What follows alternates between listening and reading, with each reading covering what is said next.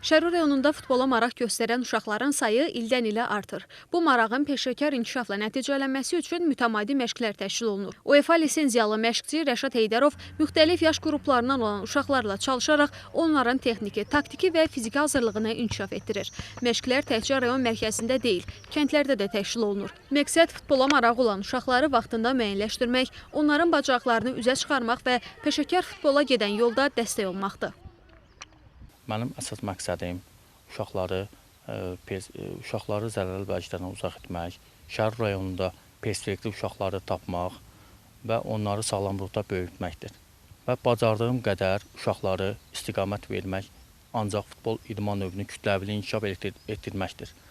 Və çalışdığım qədər öz işimə həmişə fokuslanmışam ki, uşaqlara bacardığımdan artığını edəm. Və Şərur rayonunun kəndlərində, Mamu kənddə, Aralıqda, Köçəzəndə futbol məşqləri keçirəm və oradakı uşaqlardan da Şərur rayonuna cəlb edirəm və hal-hazırda mənim yanımda 60-a yaxın uşaq iştirak edir.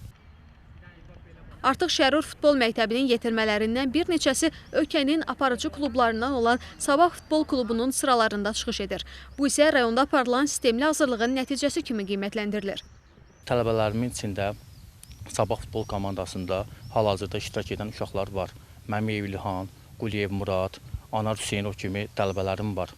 Və hal-hazırda da yanımda olan uşaqlardan seçilənlər, fərqlənən uşaqlar da var ki, onları gələcəkdə yönləndirəcəm. Sabah futbol komandasına buradan çıxış etsinlər.